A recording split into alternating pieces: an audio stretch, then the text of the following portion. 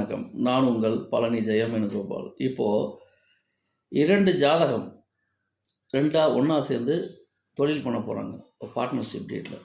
இதில் main deed யார் பேரில் இருக்கோ அவங்க பேர் என்ன நட்சத்திரம்னு பார்க்கணும். அதாவது அவங்க என்ன நட்சத்திரம்னு பார்க்கணும்.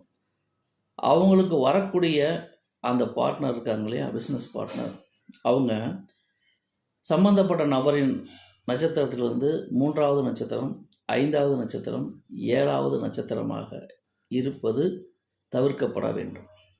அப்படி இல்லாமல் இருந்தால் தான் அந்த ஜாதகருக்கு வரக்கூடிய அந்த லைஃப் பார்ட்னர், பிஸ்னஸ் பார்ட்னர் யாராக இருந்தாலும் சுமூகமாக உறவுகள் இருக்கும் அப்படிங்கிறது நம்ம நோட் பண்ண வேண்டிய விஷயம். அப்போ உங்கள் ஜென்ம நட்சத்திரத்திலிருந்து 3வது, 5வது, 7வது நட்சத்திர நபர்கள் உங்களுடன் ஒத்துப்போக மாட்டார்கள். உங்களுக்கும் அவர்களுக்கும் முரண்பாடுகள், கருத்து வேறுபாடுகள், கான்ட்ரவர்சியல் அதிகமாக ஏற்படும் அப்படிங்கிறத புரிஞ்சுக்குங்க. அப்போ எந்த நட்சத்திரம் எடுத்தால் உங்களுக்கு சப்போர்ட் பண்ணும் அப்படின்னா, உங்கள் ஜென்ம நட்சத்திரத்துக்கு 2வது நட்சத்திரம் யாருன்னு பாருங்கள், 6வது நட்சத்திரம் யாருன்னு பாருங்கள்.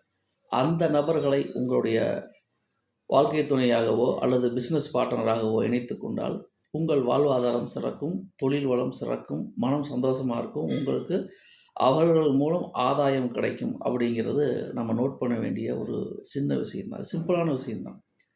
உங்கள் ஜென்ம லக்கணத்துக்கு 2வது, 6வது நட்சத்திரங்கள் உங்களுக்கு சாதகமாக வேலை செய்யும், பணங்காசை பெற்றுத்தரும்.